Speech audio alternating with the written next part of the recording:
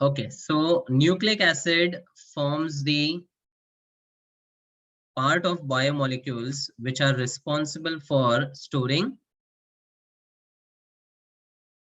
genetic information. So we all have resemblance to our ancestors in one or the other ways, and that resemblance is due to the hereditary characteristics. Now ये जो heredity characteristics है, they are stored in the nucleus of the living cell, and that is why these biomolecules are referred as nucleic acids. The information is stored in a very small part, which is the nucleus of the cell, and that is why these are referred as nucleic acids. So nucleic acids में basically दो parts होते हैं. One is DNA and other is RNA. Obviously, you all will be well versed with the full form. DNA refers to deoxyribonucleic acid. Deoxyribonucleic acid, and RNA is ribonucleic acid. Okay. So this is the living cell. Living cell के अंदर ये जो bluish part है, this is the nucleus. Nucleus के अंदर there are some particles which are called chromosomes, and chromosomes के अंदर actually होते हैं DNA. Inside the cell there is the nucleus. Nucleus consists of some smaller particles called chromosomes, और chromosomes के अंदर DNA characteristics होते हैं. ठीक है? Now, coming to the chemical structure of DNA and RNA. Both the DNA and RNA consist of three components. Both of them consist of three components, which is a nitrogenous base, a sugar, which is a pentose 5-carbon atom sugar, pentose sugar, and a phosphate group derived from phosphoric acid. DNA and RNA both consist of three components, a nitrogenous base, then a pentose sugar, and a phosphate group. Now this phosphate group is common in both the DNA and RNA, जो कि PO4 negative वाला group रहता है. But what differs is the base and the sugar. तो सबसे पहले मैं sugar की बात करता हूँ. सबसे पहले the RNA sugar is beta D ribose. RNA का जो sugar होता है, that is beta D ribose. Now we already know the ribose sugar is a 5-carbon atom sugar जिसका furanose form exist करता है, मतलब it's a 5-membered ring, and यहाँ पर these represents the chiral carbons. Now when I talk about beta, at the anomeric carbon, the OH is on the up or the down position? Up. Up. तो beta मतलब ऊपर, यानी OH H. Second carbon पे H और OH, third carbon पे H और OH, और fourth carbon पे CH2OH और H. तो यहाँ पर we number the carbon atoms of the sugar as 1 dash, 2 dash, 3 dash, 4 dash and 5 dash. इसको कई बार 1 प्राइम, 2 प्राइम, 3 प्राइम, 4 प्राइम और 5 प्राइम भी बोलते हैं. These dashes are just to differentiate the numbering in the bases. Heterocyclic bases जो होते हैं उसको 1, 2, 3, 4, 5 नंबर करेंगे, और शुगर के लिए 1 prime, 2 prime and so on वाला नंबरिंग यूज होता है. Is that okay? Hello. Yes, yes. Then जो डीएनए का शुगर रहता है वो भी राइबोज यानी पेंटोज शुगर ही होता है, but instead of the D ribose we have 2 deoxy ribose. मतलब on the second carbon atom जो OH ग्रुप है उसका ऑक्सीजन यहाँ पर निकल जाता है, तो that is the sugar which is present in DNA. Second carbon का ऑक्सीजन निकल जाएगा, मतलब now the structure of the DNA sugar will be OH, H, then H with H. बाकी पूरा part same, H, OH and CH2OH with H. Notice the difference once again.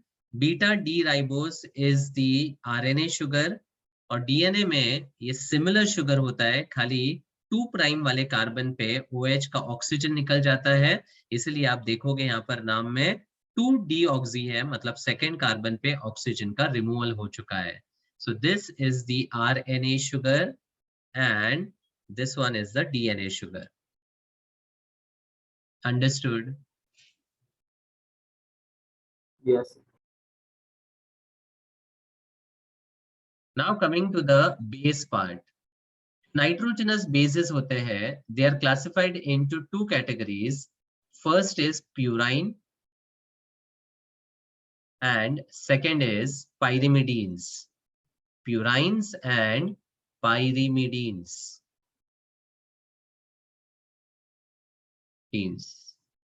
Purines में 2 bases होते हैं, one is called adenine and other is called guanine, which are indicated with their first letters A and G, adenine and guanine. Pyrimidines family में 3 bases होते हैं, cytosine, uracil and thymine. Cytosine, uracil and thymine, again indicated with their first letters C, U and T. तो आप याद रख सकते हो, purines are AG and pyrimidines is cut, AG cut, AG cut, adenine, guanine, cytosine, uracil, thymine. Now both the DNA and RNA consist of 4 bases. DNA और RNA में 4 bases होते हैं. DNA में होते हैं adenine, guanine, cytosine and thymine, A, G, C and T. RNA में 3 bases common होते हैं, adenine, guanine, cytosine, and the uncommon base is uracil. Uncommon base is uracil. एक बार फिर से, the DNA consists of 4 bases which are adenine, guanine, cytosine and thymine. RNA में भी 4 bases होते हैं, 3 are common, adenine, guanine, cytosine. The uncommon base is uracil. मतलब दोनों में फर्क यहाँ पर आ जाता है, DNA में थाइमीन होता है, RNA में यूरेसिल होता है. Clear? Yes. Okay. Now DNA बनने के लिए सबसे पहले need to have the understanding of nucleoside. A nucleoside is referred as a component which is made up of combination of base and sugar. ठीक है, अब DNA का बेस लूंगा तो DNA का न्यूक्लियोसाइड आएगा, RNA का बेस लूंगा तो RNA का न्यूक्लियोसाइड आएगा. ठीक है, सिमिलरली शुगर जिसकी मैं बात करूंगा उसके हिसाब से. तो now we will focus our understanding on DNA only, तो मैं DNA का शुगर लो लूंगा. सो DNA के शुगर में अगेन पेंटोज शुगर बनाना है. देखो बनाने का तरीका काफी सिंपल है. You need to draw a pentose sugar with the chiral carbons. Beta है मतलब you start with OH, H, then DNA का शुगर की बात कर रहे हैं तो H और H आएगा, यहाँ पे फोकस करना है. Then H and OH and CH2OH with H. ये हो गया अपना beta D 2-deoxy ribose. Understood?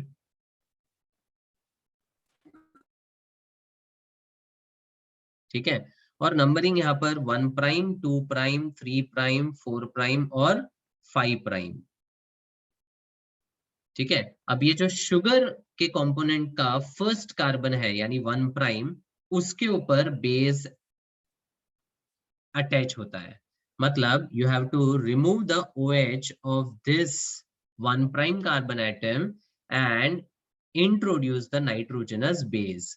So now this base with the sugar component becomes a nucleoside. Becomes a nucleoside. ठीक है, अब न्यूक्लियोसाइड बनने के बाद the next step is formation of a nucleotide. Nucleotide,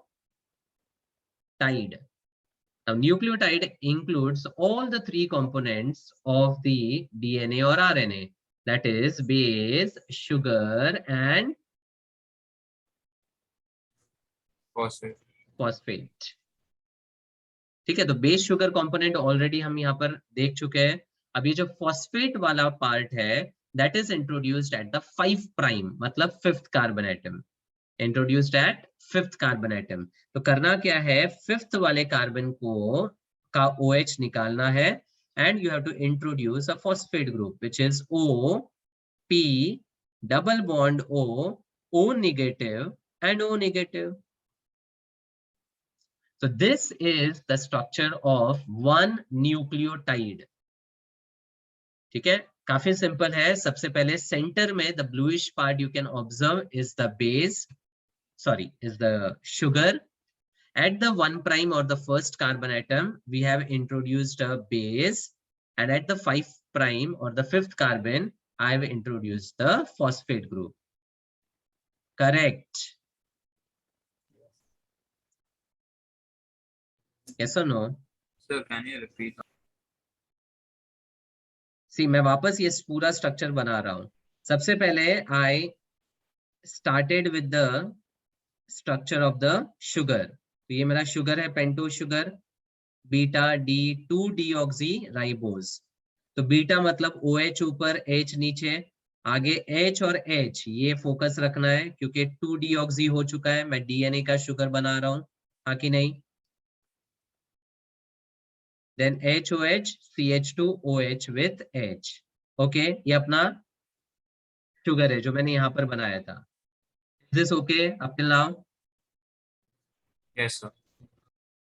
ठीक है, नाउ यहाँ पे नंबरिंग जो होता है दैट इज 1 2 3 4 5 डैश, उसको हम बोलते हैं 1 प्राइम, 2 प्राइम, 3 प्राइम, 4 प्राइम और 5 प्राइम। ठीक है, now at the first carbon atom there is the presence of the nitrogenous base। जो DNA के बेसिस होते हैं वो यहाँ पर लगते हैं। ओके, और 5th कार्बन पे OH उड़ाकर फॉस्फेट ग्रुप को इंट्रोड्यूस करना है। ठीक है, तो यहां पर मैंने क्या इंट्रोड्यूस किया, O, P double bond O negative, O negative. तो अगेन फोकस करो, फर्स्ट कार्बन पे बेस का इंट्रोडक्शन, फिर बीच में है शुगर और 5th कार्बन पे है फॉस्फेट। ये बन जाता है आपका एक न्यूक्लियोटाइड। क्लियर? Yes, sir. अब ये दोनों न्यूक्लियोटाइड में डिफरेंस खाली बेस का होगा। मान लो यहाँ पर एडेनाइन का बेस लगा दिया, यहाँ पे हमने गुआनाइन का बेस लगा दिया। फिर और एक न्यूक्लियोटाइड बनेगा जिसमें हमारे पास तीसरा बेस साइटोसिन होगा, उसके बाद थाइमीन होगा एंड सो ऑन। ऐसे न्यूक्लियोटाइड्स बनते जाएंगे। बराबर? अब दो न्यूक्लियोटाइड्स जब कंबाइन होते हैं तो it give rise to a dinucleotide. It gives rise to a dinucleotide। ठीक है, अब ये डाइन्यूक्लियोटाइड में यहाँ पर दो न्यूक्लियोटाइड्स ज्वाइन होते हैं through the 3 prime and the 5 prime carbon. मतलब ये वाला कार्बन और ये वाला कार्बन। ठीक है, तो ज्वाइनिंग कैसे होता है, जस्ट ऑब्जर्व दैट। तो अगेन मेरे पास बीच में मेरा बेस है जो मैं ब्लू से ड्रॉ करता हूं so that it is resembling the same thing. तो ये मेरा बेस है, सॉरी ये मेरा सेंट्रल पार्ट शुगर है, sorry. This is the base present at the first carbon with the H। Next carbon पे H और H है, थर्ड कार्बन पे H और अभी कुछ नहीं अटैच कर रहा हूं मैं, और उसके बाद CH2O, P double bond O negative, O negative. ये मेरा फॉस्फेट ग्रुप है। बराबर? हेलो? Yes, sir. ठीक है, तो अब यहाँ पर ये जो 3 प्राइम वाला कार्बन है ये ज्वाइन हो जाता है थ्रू द फॉस्फेट ग्रुप।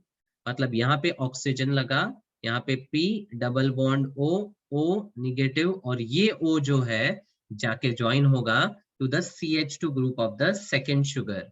मतलब यहाँ पे CH2 आएगा and this will be in turn linked with the remaining part।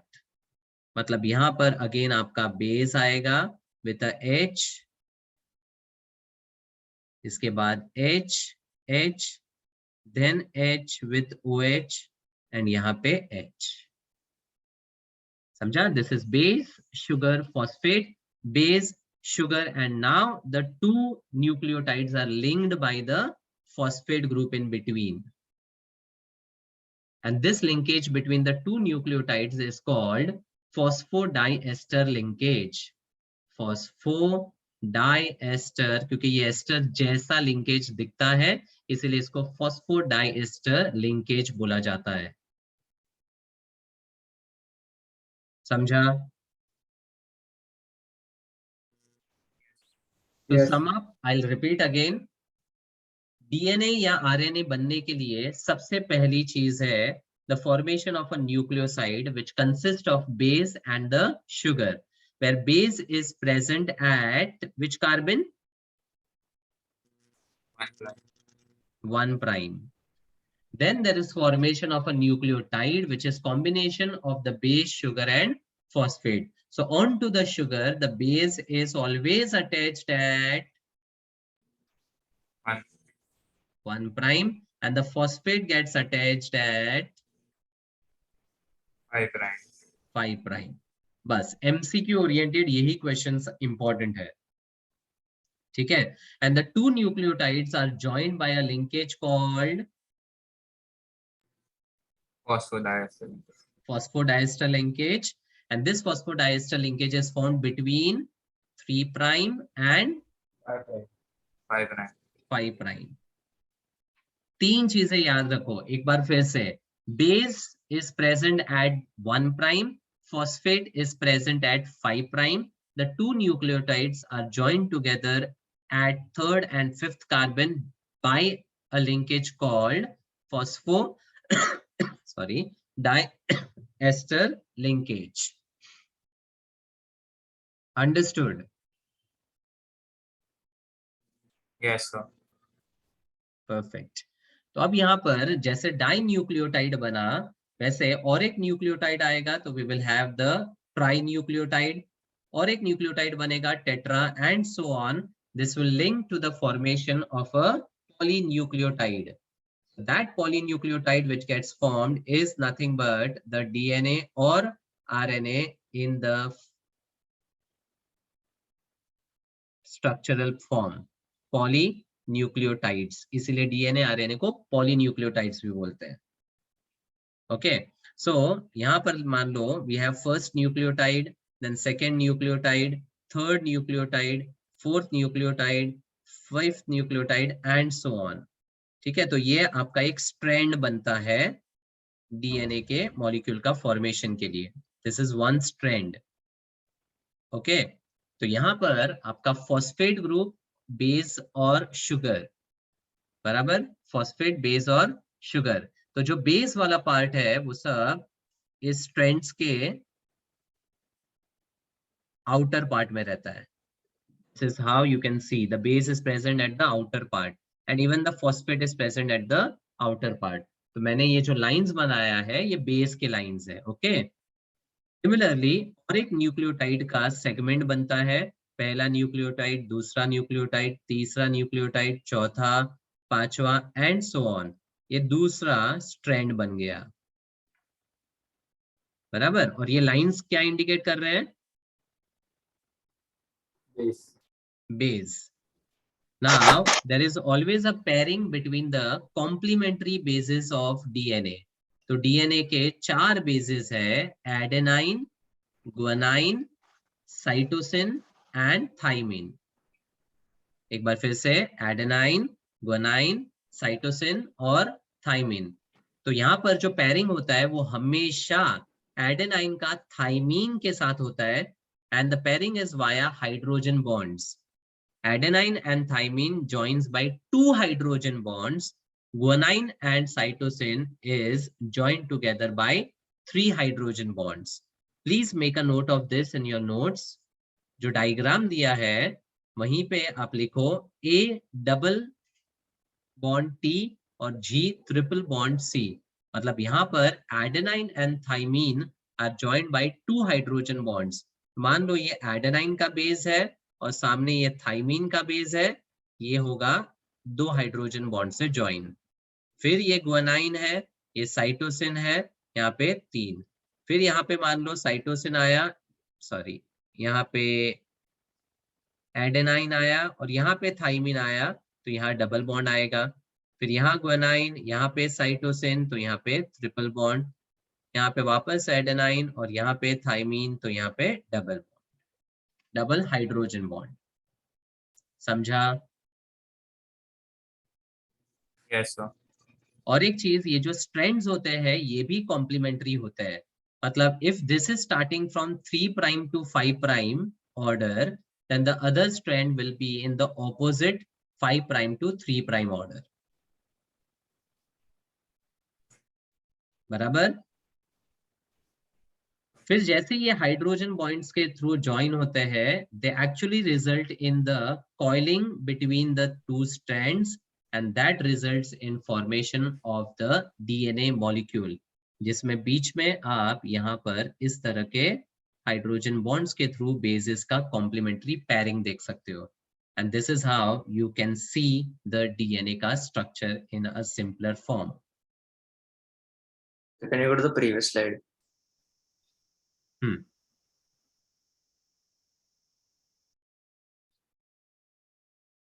कुछ डाउट है?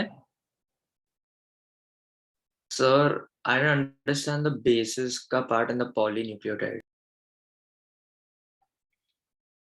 See, in every nucleotide, the base is always present at the 1 prime carbon and the phosphate is always present at the 5 prime carbon. So if you look at one nucleotide, the base is at 1 prime and the phosphate is at 5 prime. This is one nucleotide. Exactly इसको replicate किया मैंने नीचे, ये दूसरा nucleotide बन गया. Base at 1 prime, phosphate at 5 prime. Okay? Yes, sir. Now these 2 nucleotides are joined by a phosphodiester linkage and the joining is always between the 3 prime and 5 prime carbon. मतलब 3 prime का जो OH है वो उड़ जाएगा और 5 prime का phosphate उससे जुड़ जाएगा. Yeah. 3 प्राइम का OH उड़ेगा और 5 प्राइम का फॉस्फेट इसको रिवर्स ऊपर की तरफ ले लो और ज्वाइन कर लो, तो आपको दिख जाएगा ये डाइन्यूक्लियोटाइड का structure. Yes, sir. Yes, got it. फिर वापस ये वाला OH उड़ेगा, यहाँ फॉस्फेट के थ्रू 5 प्राइम कार्बन से थर्ड न्यूक्लियोटाइड ज्वाइन हो जाएगा, so that will become a trinucleotide. Yes, sir. Got it? So, but in the next diagram, you said the bases also like join. How? How did that happen? Because in the diagram before, it doesn't seem to be joining. नहीं, ये एक strand है. This is one polynucleotide, ये एक okay. Polynucleotide है और ये दूसरा पॉलीन्यूक्लियोटाइड है. ऐसे 2 स्ट्रैंड्स बनते हैं. Okay, got it. This is poly dash वैसा.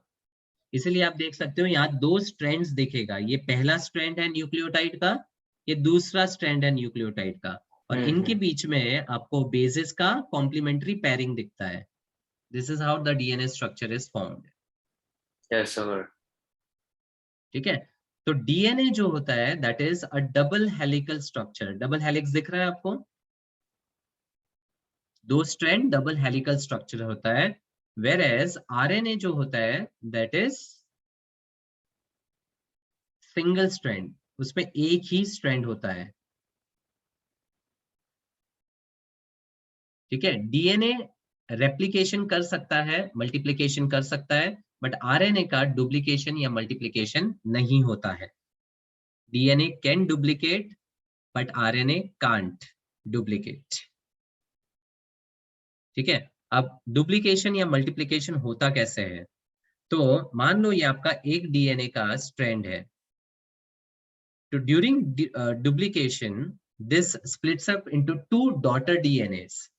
जो डुप्लीकेटेड डीएनएस होते हैं उनको बोलते हैं डॉटर डीएनएस. तो यहाँ पर मान लो ये मेरा एक स्ट्रैंड है, ये दूसरा स्ट्रैंड है, और बीच में मेरे कॉम्प्लीमेंट्री बेसेस है। ओके, डुप्लीकेशन के टाइम पे दोनों स्ट्रैंड्स सेपरेट हो जाते हैं। तो ये हो गया एक स्ट्रैंड सेपरेटेड और ये हो गया दूसरा स्ट्रैंड सेपरेटेड। ओके, और बाद में जो सेकेंड स्ट्रैंड है दोनों के लिए वो सिंथेसाइज होता है, दैट गेट्स सिंथेसाइज्ड। ठीक है, तो मान लो यहाँ पर मैं ग्रीन कलर से इंडिकेट कर रहा हूँ, ये सिंथेसाइज्ड वाला स्ट्रैंड है, तो ये सिंथेसाइज हुआ और ये भी सिंथेसाइज हुआ।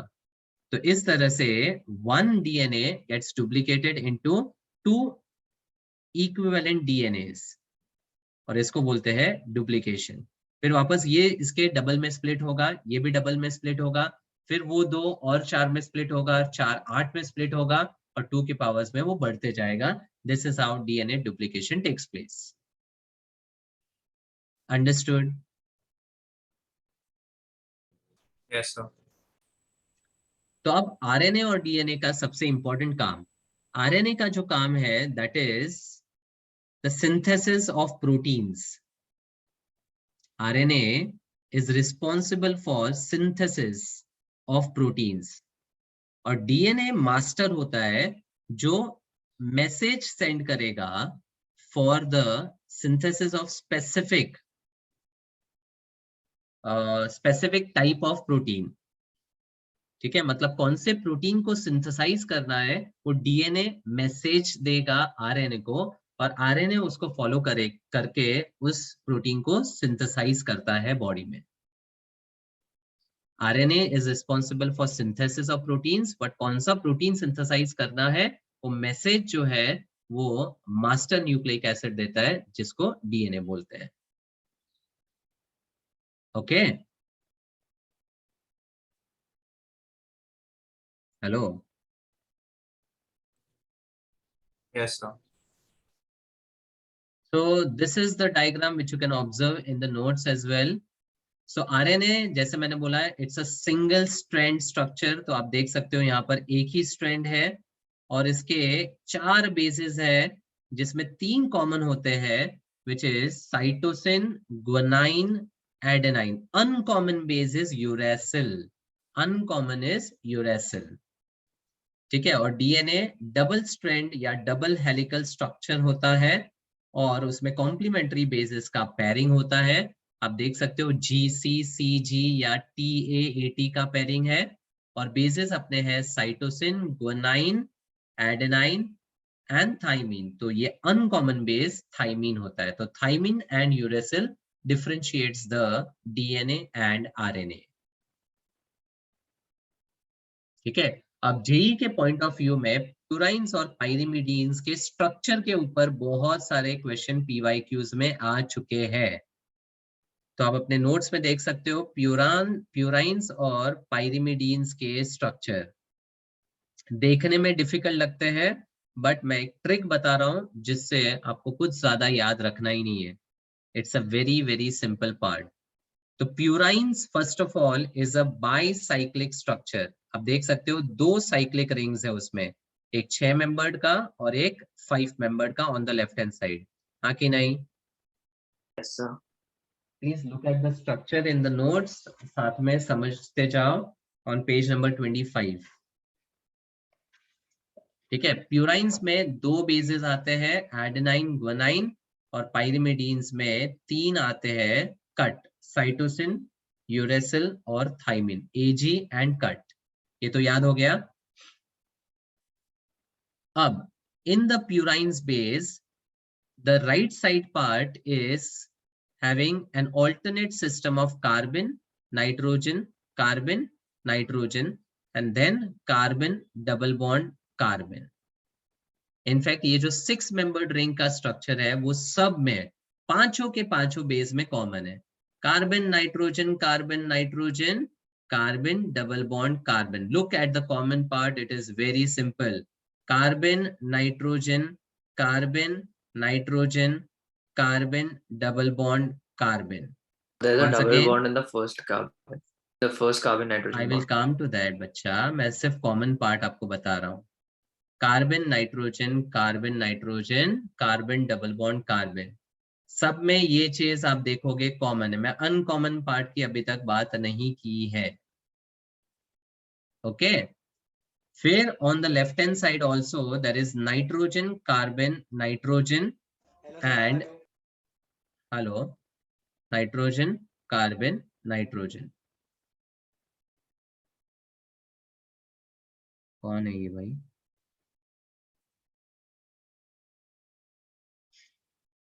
ओके तो प्यूराइंस बाइसाइक्लिक रिंग है और पाइरिमिडीन्स मोनोसाइक्लिक रिंग है। सब में जो 6 मेंबर्ड रिंग का आप स्ट्रक्चर देखोगे it's same, carbon nitrogen, carbon nitrogen, carbon double bond carbon. Fine with that? Hello Yes, Yes, sir. sir. now in case of adenine you have this carbon bonded with an amino group and the double bonds are alternate in the ring। मतलब यहाँ double और left hand side में सिर्फ एक जगह double. अब वहां alternate आप कर भी नहीं सकते हो because even if you alternate here the carbon becomes pentavalent which is not possible और व्हिच इज नॉट वैलिड। तो यहाँ पर ये नहीं आएगा। दैट्स इट, ये बन गया आपका एडेनाइन का structure. And if you satisfy the valences of carbon with hydrogen आपको कंप्लीट स्ट्रक्चर दिख के आएगा and this becomes your adenine structure. खत्म, समझा? अब गोनाइन के केस में ऊपर वाला carbon is carbonyl and the amino you can say shifts to the alternate carbon. ठीक है, और यहां पर भी डबल बॉन्ड्स ऑल्टरनेट करने हैं। अब यहां पर मैं डबल बॉन्ड अगर रखूं, इज इट वैलिड? ये डबल बॉन्ड वैलिड है क्या? No, sir. No, no. Pentavalent हो रहा है तो इधर नहीं रख सकते हैं, यहां पर होगा और यहां पर भी होगा। अगेन सेटिस्फाई कर लो तो यहाँ पर H है, यहाँ पर H है, यहाँ पर H है। दैट्स इट, ये बन गया गोनाइन का स्ट्रक्चर। बोलो सिंपल है कि नहीं? अरे हाँ कि नहीं? Yes, sir. Yes. Now look at the magic in pyrimidines. Pyrimidines में थर्ड कार्बन जो है that is always carbonyl, carbonyl, carbonyl. C double bond हो, सी डबल बॉन्ड हो, सी डबल बॉन्ड हो। ठीक है, कॉमन पार्ट है ये। उसके बाद अनकॉमन में जो साइटोसिन है that is an amino substituted compound. Thymine और यूरेसिल जो है वो दोनों केस में कार्बोनाइल के साथ है।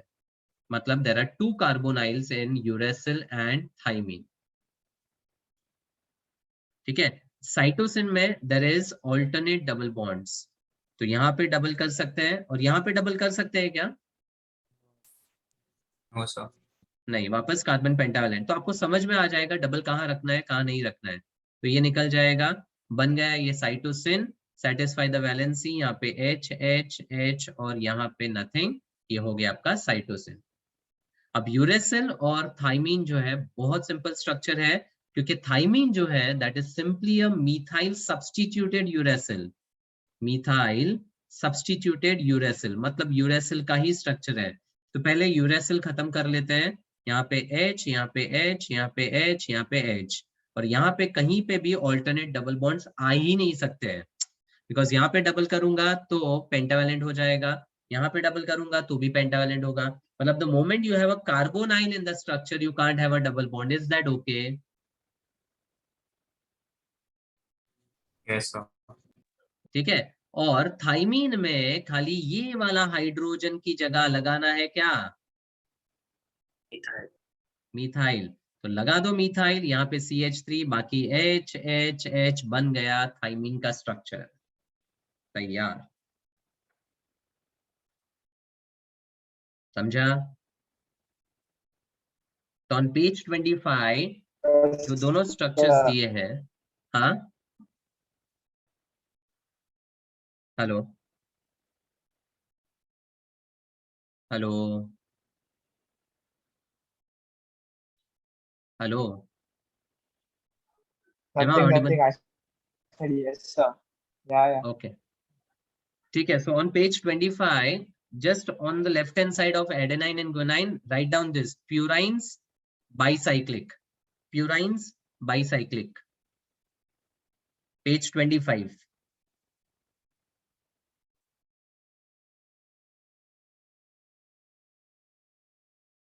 Then pyrimidines monocyclic. And remember the bases as AG and cut. ये लिख लो आप.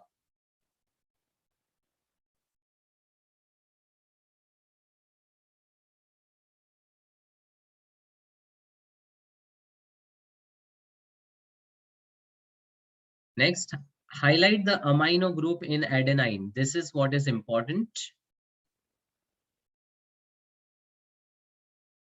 And guanine में highlight the carbonyl and the amino alternate position पे.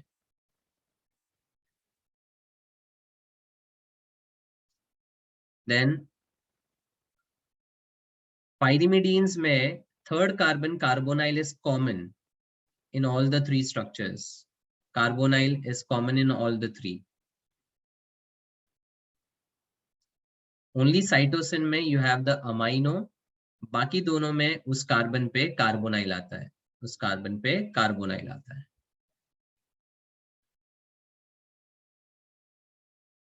And one more thing, in the structures cytosine thymine uracil दिया है. Numbering कर लो. Cytosine is first, uracil you will always remember as second, and thymine as third, because thymine is simply the uracil with a methyl substituted, right? तो just reorder कर लो. Cytosine को 1, फिर uracil देखोगे, फिर thymine देखो. It's easier to understand. And जो thymine का structure है उसमें यहां पर डबल बॉन्ड दिया है, which is wrong. Please correct that. Middle वाला structure thymine, double bond is given here. Please change that. It's a single bond.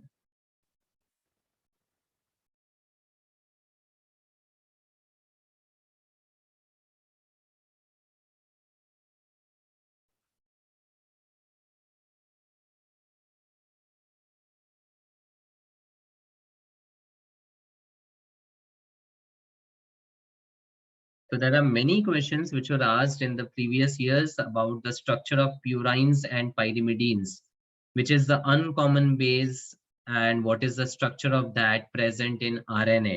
तो uracil का structure बहुत बार पूछा हुआ है. Adenine, guanine के related questions आ चुके हैं. So you need to know these structures well. और मैंने trick दिया है, 2-3 बार practice करो. You will definitely be able to remember it very easily. ठीक है. And this DNA RNA structure was given by Watson and Crick. Factual to be remembered. Watson and Crick.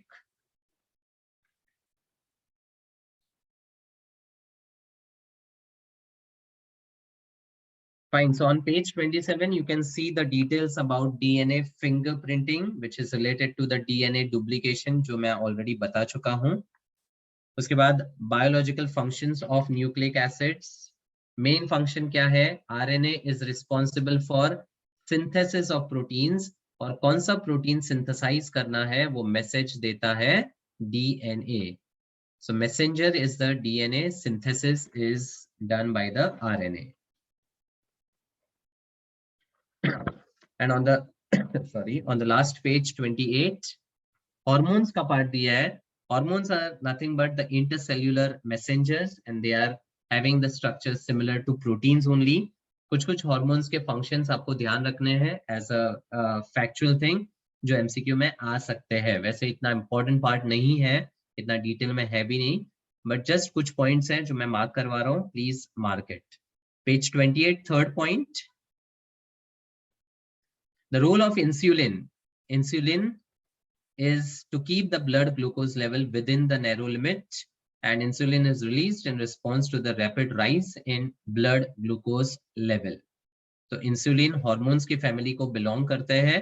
Protein का structure रहता है and it's का use जो है it's to keep the blood glucose level within the limit. On the other hand, point 4, the hormone glucagon tends to increase the glucose level in the blood. तो ये दो hormones जो है together regulate the glucose level in the blood. Up down जो manage करता है glucose metabolism, that is done by insulin and glucagon, that is important.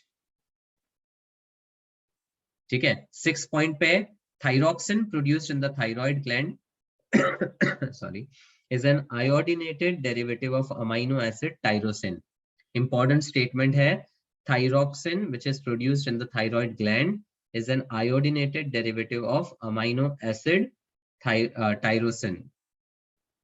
ठीक है, तो आयोडीन के लेवल्स कम हो जाते हैं तो there is this thyroxine which is the hormone produced in the thyroid gland. Then कुछ स्टेरॉइड हॉर्मोन्स है, उनके फंक्शंस दिए हुए हैं, और 8th पॉइंट में अबाउट द सेक्स हॉर्मोन्स दिया हुआ है। नाम ध्यान रखो, testosterone is the sex hormone of male and estradiol is the sex hormone for females. इसके बारे में और डिटेलिंग आपको केमिस्ट्री इन एवरीडे लाइफ में मिलेगा, जहाँ पे टेस्टोस्टेरोन, प्रोजेस्टेरोन, इसके रिलेटेड जो एंटी फर्टिलिटी ड्रग्स है उसका कॉन्सेप्ट आपको आएगा। ठीक है, so this is what you have to remember about hormones, that's it. और कुछ भी नहीं आता है इस पार्ट से। Chemistry point of view, the DNA RNA का part is important with respect to whatever information I have just discussed. Mainly अगर मैं सम अप करूं तो सिंपल वे में डीएनए और RNA both are consisting of 3 components BSP, that is base, sugar, phosphate. Phosphate group दोनों का common रहता है, PO4 3 नेगेटिव वाला। अनकॉमन पार्ट में बेस और शुगर आता है। शुगर में आरएनए और डीएनए का पेंटोज यानी राइबोस शुगर ही होता है, खाली सेकेंड कार्बन पे जब ऑक्सीजन निकल जाता है तो वो डीएनए का शुगर बन जाता है, दैट्स इट। बेसिस में AGCT डीएनए के बेसिस होते हैं, AGC कॉमन बेसिस आरएनए में होते हैं, अनकॉमन यूरेसिल होता है। उसके बाद डीएनए स्ट्रक्चर बनता कैसे है, तो सबसे पहले न्यूक्लियोसाइड बनता है which is base plus sugar का कंपोनेंट, उसके साथ फॉस्फेट जब जुड़ जाता है तो एक न्यूक्लियोटाइड बनता है। Base is always present at the 1' carbon, phosphate is always present at the 5' carbon, and the 2 nucleotides are always joined between 3' and 5' by a phosphodiester linkage. इधर 3 ही पॉइंट्स याद रखना है, बेस फर्स्ट पे होता है, फॉस्फेट 5 पे होता है, 2 न्यूक्लियोटाइड्स 3 और 5 पे ज्वाइन होता है, बस। समझा? अच्छा, फिर 2 कॉम्प्लीमेंट्री स्ट्रैंड्स होते हैं, एक अगर 3' से 5' जा रहा है तो दूसरा 5' से 3' जाएगा। ठीक है, और जो बेसिस होते हैं वो ज्वाइन होते हैं हाइड्रोजन बॉन्ड्स के थ्रू, एंड द बेसिस का pairing is always complementary pairing. Adenine will always pair with thymine, guanine will always pair with cytosine, so it's ATGC ATGC ATGC, adenine, thymine, guanine, cytosine. And please make a note of this, adenine और thymine double hydrogen bond से join होता है, guanine cytosine triple hydrogen bond से join होता है। Please make a note of this. DNA में complementary base pairing क्या होता है? Complementary base pairing.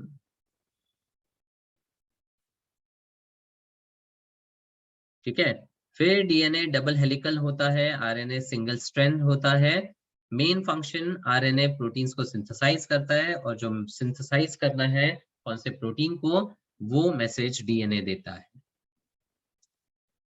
फिर बेसिस के स्ट्रक्चर्स जो है वो इंपॉर्टेंट है, और उसका ट्रिक जो मैंने बताया जस्ट वो फॉलो करना है। Fine with this?